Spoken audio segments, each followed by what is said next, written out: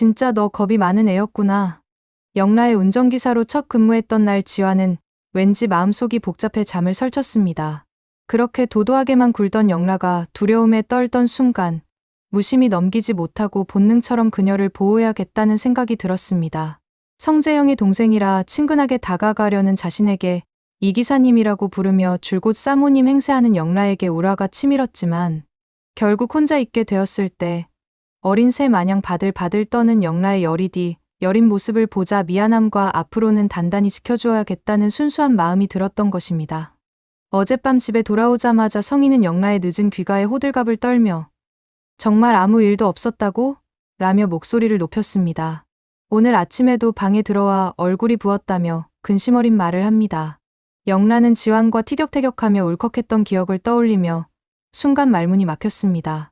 하지만 입 밖으로 나온 건 무심한 대답뿐이었습니다. 그냥 어제랑 똑같았어요. 하지만 진실은 달랐습니다. 영라는 처음으로 지환에게 묘한 안도감을 느꼈습니다. 투박하고 버릇없어 보였지만 결국 자신을 지켜주려 했던 그의 눈빛은 거짓이 아니었습니다. 겉으로는 이 기사님이라고 거리감을 뒀지만 마음속 깊은 곳에선 알 수 없는 끌림이 자라나고 있었던 겁니다. 성희는 그날 저녁 남편과의 대화 속에서 은근히 불안을 드러냈습니다. 영라 곁에 붙은 사람이 아직도 믿음이 안 가. 임시 기사라면서 왜 이렇게 오래 데리고 있는 거예요? 남편은 담담히 대답했습니다. 성재가 추천한 동생이야. 혈육처럼 믿을 수 있다잖아. 성희의 눈은 흔들렸습니다.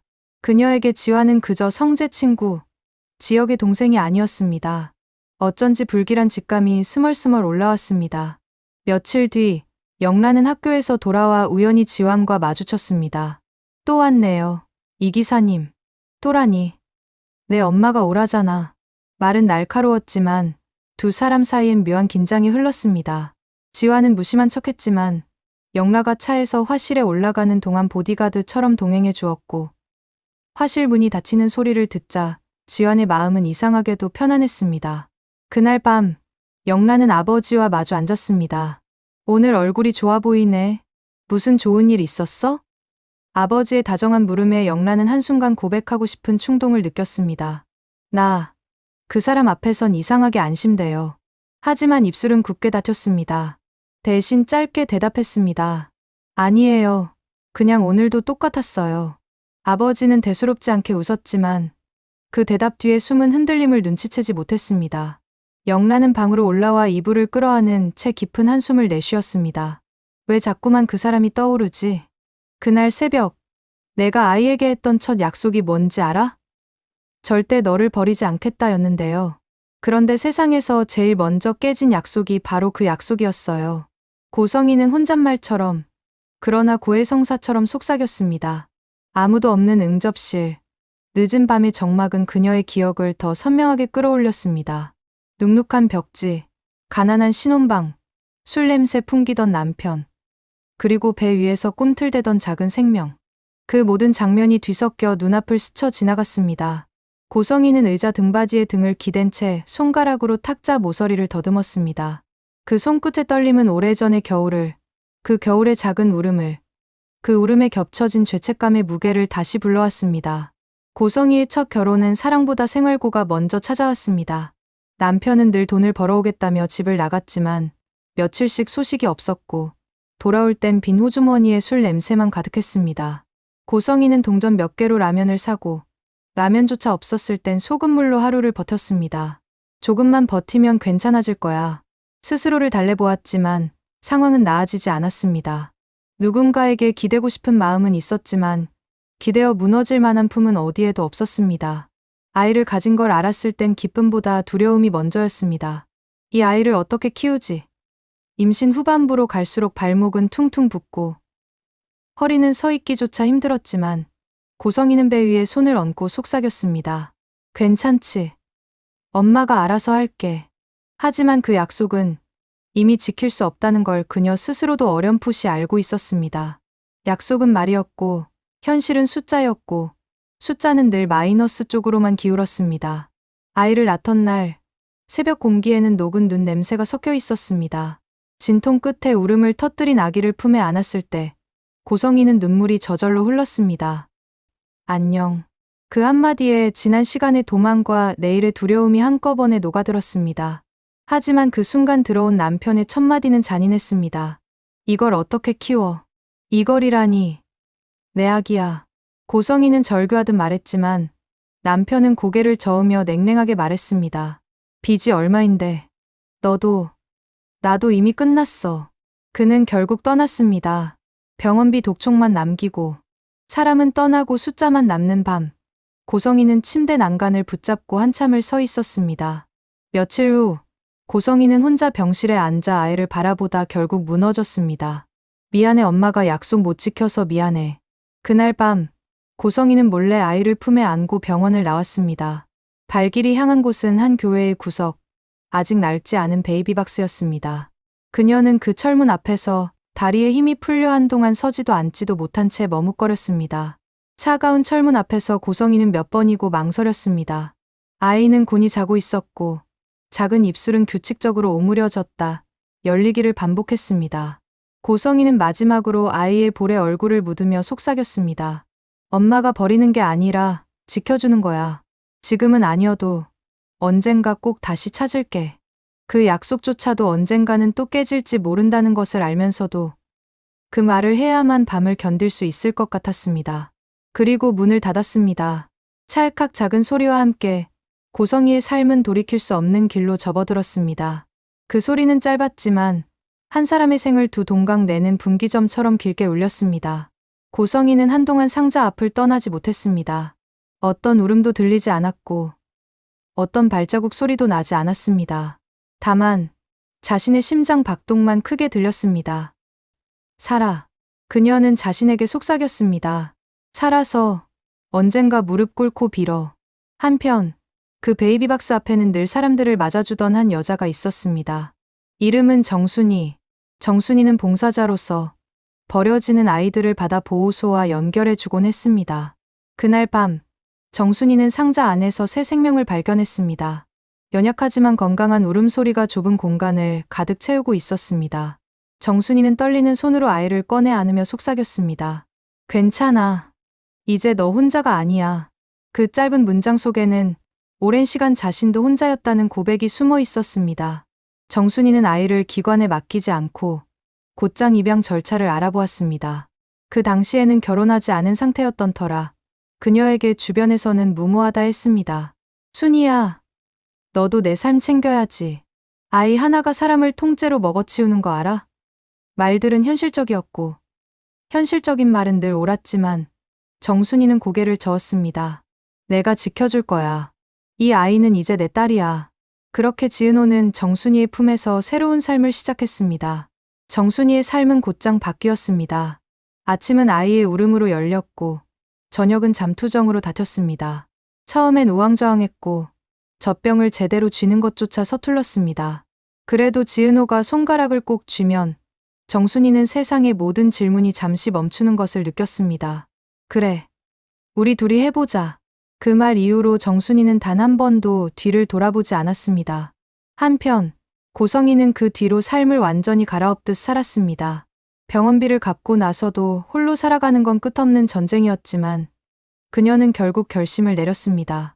무너져 가는 가난의 굴레에서 벗어나려면 자신이 선택할 수 있는 새로운 길이 필요했습니다. 그 길의 끝에서 만난 사람이 지금의 남편이었습니다. 그는 이미 부유한 집안의 사람이었고 사업가로서 사회적으로도 인정받는 위치에 있었습니다. 처음 만남은 냉정했습니다. 고성이는 상처를 숨기기 위해 더 단단한 표정을 지었고 그는 사람을 평가하는 버릇으로 그녀를 훑어보았습니다. 당신은 손을 흔들 때도 자세가 흐트러지지 않네요. 그가 말했을 때 고성이는 짧게 웃었습니다. 흐트러지면 다시는 기회가 없다는 걸 배웠거든요. 그 대답이 그를 멈칫하게 만들었습니다. 재호는 그녀의 삶을 단숨에 바꿔놓았습니다. 더 이상 좁고 눅눅한 방에서 눈물로 잠드는 밤은 없었습니다. 따뜻한 집, 충분한 음식, 그리고 사람들이 부러워할 만한 사회적 지위까지. 고성이는 마침내 안정을 손에 쥐었습니다. 남편의 성을 따라 불리며 사람들은 그녀를 사모님이라고 불렀습니다. 하지만 화려한 옷과 반짝이는 보석이 그녀의 속을 다 덮어주진 못했습니다. 밤이 되면 여전히 귓가에서 아기의 울음소리가 맴돌았습니다. 재혼으로 얻은 화려한 삶의 중심에서조차 고성이는 그날 새벽 베이비박스 앞에서 떨던 자신의 손을 잊을 수 없었습니다. 절대 버리지 않겠다고 속삭였던 약속이 산산이 부서지던 순간 그 기억은 성공과 불을 덧칠해도 지워지지 않는 그림자였습니다. 그래서 사람들은 고성이를 차갑다고 불렀습니다. 화려한 부자의 아내, 완벽해 보이는 여자의 얼굴 뒤에는 매일같이 무너져 내리는 또 다른 고성이가 숨어 있었습니다. 그녀는 스스로를 지키기 위해 원칙을 세웠습니다.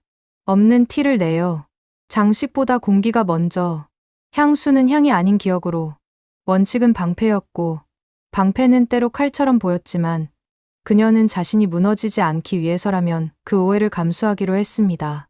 시간은 흘렀습니다. 지은호는 정순이의 딸로 자라났습니다.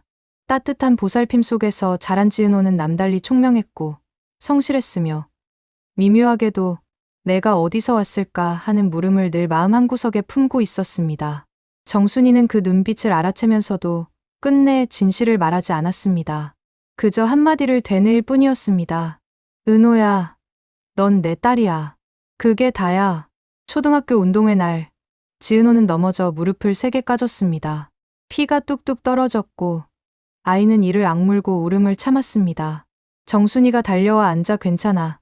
크게 다치지 않았어라고 말했을 때 지은호는 그 품에 얼굴을 묻고 처음으로 마음 깊은 울음을 터뜨렸습니다. 그날 밤 지은호는 조심스럽게 물었습니다. 엄마, 나는 어떻게 엄마 딸이 됐어? 정순이는 한동안 말이 없었습니다. 답을 만들기 위해서가 아니라 마음을 다잡기 위해서였습니다. 내가 나를 엄마로 만들었지. 그 말은 사실이었습니다. 진실의 전부는 아니었지만 진실의 심장이었습니다. 사춘기가 시작되자 지은호의 질문은 깊어졌습니다. 내가 닮은 사람, 세상 어디에 있을까? 정순이는 방 문턱에 기대 서서 아이가 잠들 때까지 등 뒤에 숨을 고르곤 했습니다. 날 닮았어. 충분히. 그 대답에 아이는 웃었고 웃음 뒤에 문득 찾아오는 공허를 혼자서 감당하는 법을 조금씩 배워갔습니다. 세월은 다시 흘러 어느 순간 고성이와 지은호의 길이 교차했습니다. 아니 고성이는 끝내 수소문하여 딸을 찾아냈습니다. 어떻게 하면 더 나은 삶을 줄 수 있을까? 어떻게 하면 내 딸과 더 가깝게 시간을 보낼 수 있을까? 모든 것이 가능한 고성이에게는 쉬운 일이었습니다. 회사 전시회로 은호에게 연락을 하고 인테리어 작업을 맡길 수 있었습니다. 마주 앉았을 때 고성이는 이유 모를 나지금을 느꼈습니다. 미간을 살짝 찡그리는 버릇, 무언가를 고집스럽게 밀어붙이는 태도, 그리고 결정적인 순간에는 흔들리는 눈빛. 모든 게 자신을 닮아 있었습니다.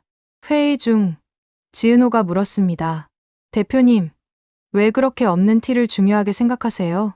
고성이는 애써 감정을 숨기며 대답했습니다. 있다고 말하지 않아도 있는 건 드러나죠.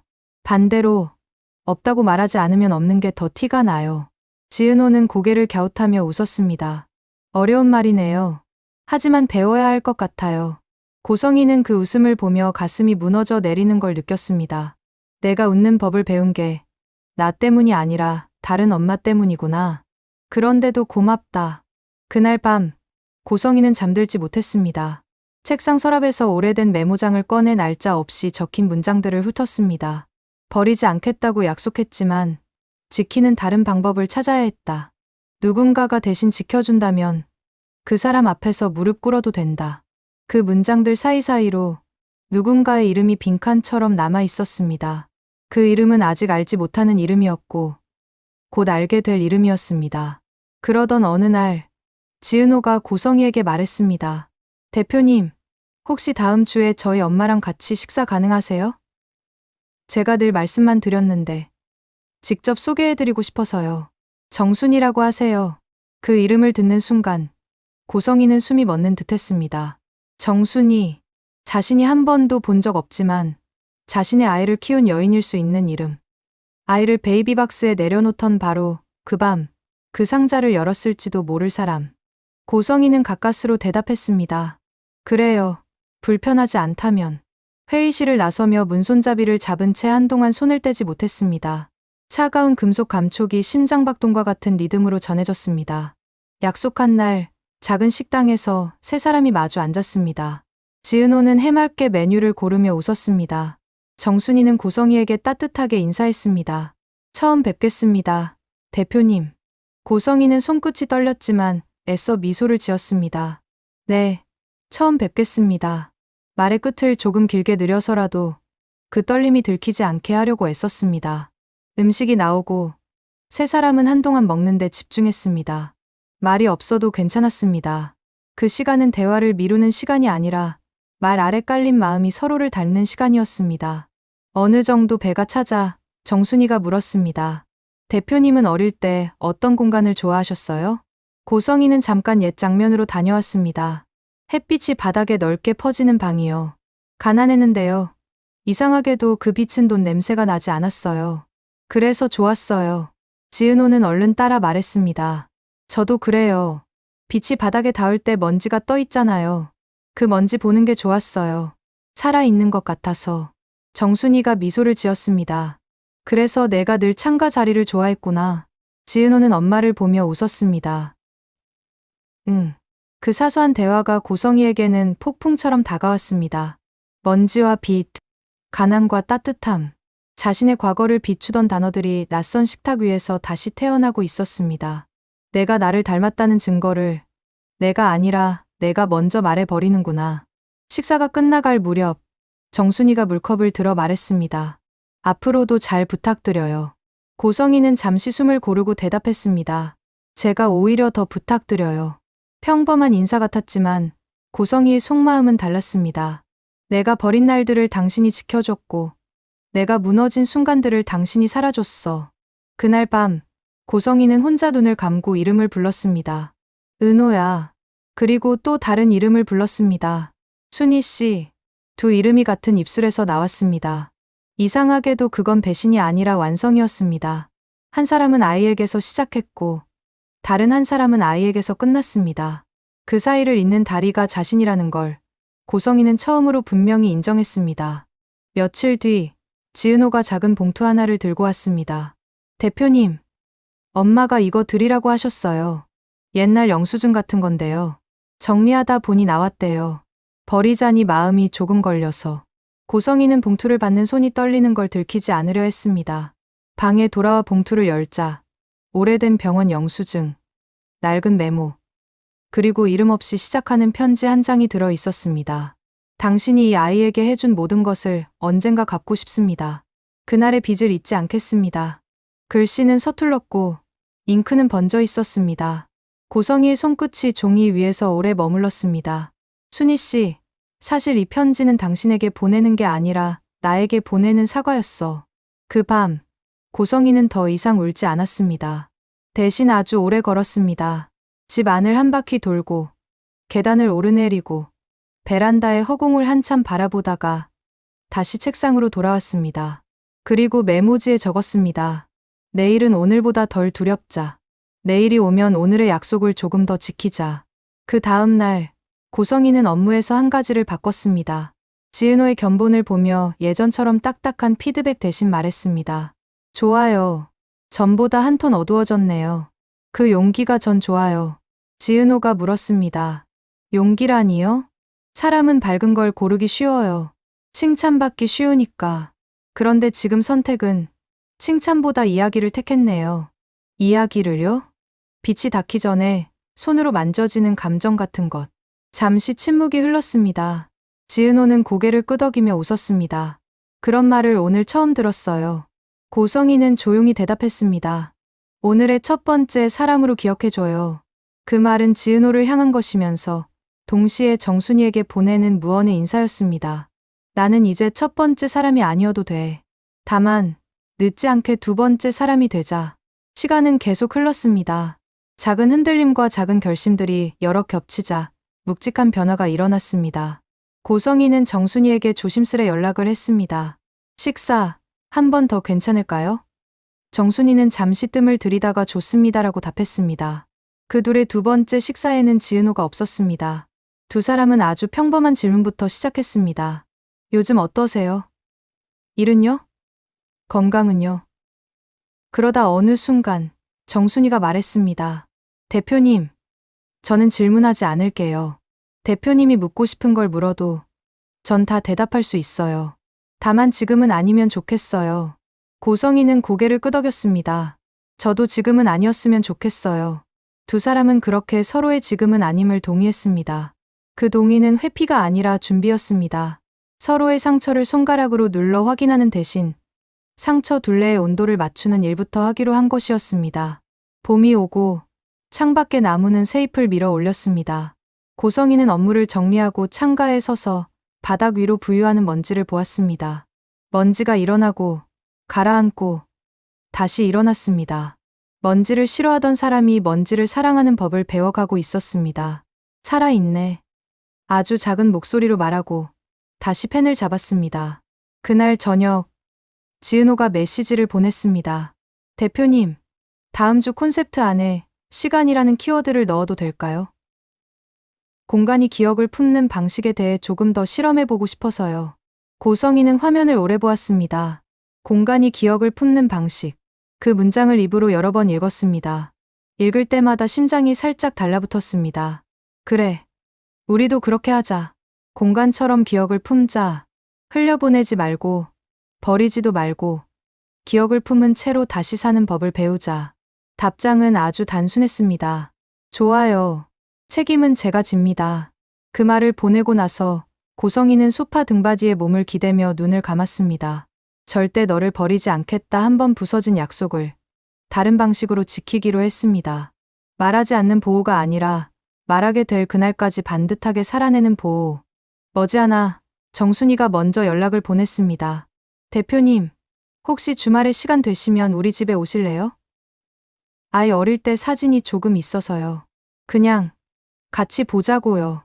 의무 아니고요. 고성희는 휴대폰을 오래 쥐고 있었습니다. 손바닥에 열이 고였습니다. 좋아요. 의무 아닌 걸로요. 주말 정순이의 집에서 두 사람은 낡은 앨범을 펼쳤습니다. 첫 장에는 갓난아이의 작고 주름진 발바닥이 찍혀 있었습니다. 둘째 장에는 첫 돌의 케이크 앞에서 입을 크게 벌리고 웃는 지은호가 있었습니다. 셋째 장에는 비 오는 날 장화를 신고 웅덩이를 밟는 순간 튀는 물방울 속에 지은호가 있었습니다. 고성희는 한 장을 넘길 때마다 목 안이 타들어가는 듯했지만 이상하게도 가슴속 가장 깊은 곳에서는 서늘한 감사가 흘러나왔습니다. 고맙습니다. 순희 씨. 내가 지켜야 했던 날들을 당신이 지켜줬네요. 정순이가 말했습니다. 대표님. 고성희가 고개를 들었습니다. 저는 아이가 버려진 날을 모릅니다. 베이비박스 문을 열었더니 아이가 있었어요. 그건 사실이에요. 그런데 가끔은 어떤 그림자를 봐요. 누군가가 아주 오래 고민하고 아주 오래 울다가 아주 오래 서 있다가 그래도 문을 닫았을 거라는 그림자요. 그래서 저는 그 사람을 미워하지 않기로 했어요. 아이를 버렸다고 말하지 않기로 했어요. 아이를 지키기 위해 떠났다고 그렇게 말하기로 했어요. 고성희는 대답하지 못했습니다. 그저 앨범 위에 올린 손을 천천히 치웠습니다. 앨범의 모서리에는 세월의 마찰이 남아 있었고 그 마찰의 흔적이 왠지 자신이 살아온 횟수와 겹쳐 보였습니다. 밤이 깊어 집으로 돌아오는 길. 고성희는 신호등 앞에서 오래 멈춰 섰습니다. 파란불이 3번이나 바뀌는 동안에도 움직이지 않았습니다. 자동차 뒤에서 경적이 울렸고 누군가 창문을 내리고 소리를 질렀지만 고성희는 그 모든 소리를 물속의 소리처럼 멀리서 들었습니다. 이제 정말 언젠가는 말해야겠구나. 그 생각을 입술 사이로 조심스레 밀어 넣었습니다. 며칠 뒤 회사에서 작은 소동이 있었습니다. 프로젝트 일정이 꼬여 외부와 충돌이 생겼고 지은호는 불필요한 오해를 뒤집어 쓴 채 곤란한 자리에 서게 됐습니다. 고성희는 회의실 문을 열고 들어가 고개를 숙이며 말했습니다. 실수는 제 몫입니다. 책임도 제 몫이고요. 직원에게 책임을 묻기 전에 제가 먼저 해야 할 말이 있습니다. 그녀의 단단한 어조에 상대방은 더 이상 밀어붙이지 못했고 회의는 빠르게 정리되었습니다. 회의실에서 나오자 지은호가 물었습니다. 대표님, 왜 저 대신 사과하세요? 제 업무였어요. 고성희가 대답했습니다. 사람 앞에 서는 사람이 먼저 책임을 지는 법이에요. 그리고 가끔은 누군가 대신 맞바람을 서줘야 하는 순간이 있거든요. 맞바람이요? 네. 바람 앞에서 혼자 서 있으면 쓰러져요. 둘이 서 있으면 덜 흔들려요. 지은호는 고개를 끄덕이며 작게 웃었습니다. 그럼 오늘은 덜 흔들렸어요. 그날 밤, 고성이는 거실 불을 모두 끄고 창밖을 보았습니다. 도시의 불빛이 바닥에 넓게 퍼지고 있었습니다. 그녀는 아주 오랜만에 마음 깊숙한 곳에서 묵직한 평온을 느꼈습니다. 나도 언젠가 누군가의 맞바람이 되어줄 수 있구나. 그리고 아주 가까운 내일을 생각했습니다. 정순이가 말했던 식탁, 의자 셋, 그리고 서로를 마주보는 눈빛. 아직은 말하지 않을 겁니다. 아이의 삶이 흔들리지 않도록 준비가 될 때까지. 하지만 그 준비는 이제 핑계가 아니라 계획이었습니다. 고성이는 메모지에 또박또박 적었습니다. 정답을 고백으로 만들지 말고 고백이 정답이 되도록 하루를 살 것. 그 약속이 지켜지는 날, 세 사람은 비로소 서로에게 같은 이름을 건네줄 수 있을 것입니다. 그 이름은 엄마, 딸, 그리고 우리일 테니까요. 그리고 그날이 오면 고성이는 그날 새벽 베이비박스 앞에서 떨던 손을 조용히 감싸 안고 말할 것입니다. 늦었지만 나는 너를 버린 적이 없어. 다만 너를 살게 하려고 멀리 돌았을 뿐이야. 그 말을 오늘 하지 않은 이유는 겁이 나서가 아니라 더 멀리 가고 싶어서였습니다. 두 사람의 삶이 한 사람의 삶을 삼키지 않도록, 두 개의 과거가 한 개의 미래를 망치지 않도록. 그것이 정순이와 고성이가 서로 모른 채 합의해 온 사랑의 방식이었습니다. 밤의 끝에서 고성이는 다시 이름을 불렀습니다. 은호야. 그리고 같은 입술로 또 다른 이름을 불렀습니다. 순희 씨. 두 이름이 같은 입술에서 나왔지만 이번에는 다짐이 하나 더 붙었습니다. 내일은 오늘보다 덜 두렵자. 내일이 오면 오늘의 약속을 조금 더 지키자. 그녀는 알았습니다. 작은 약속들이 모이면 언젠가 큰 고백을 지탱하는 기둥이 된다는 것을. 그리고 그 고백의 날, 세 사람은 서로의 빈칸을 채우는 가장 간단한 단어로 서로를 부를 것입니다. 엄마, 딸, 우리. 그 단어들이 식탁 위를 천천히 건너가 서로의 손 위에 내려앉을 때, 비로소 오래된 겨울은 끝나고 늦게 온 봄이 시작될 것입니다.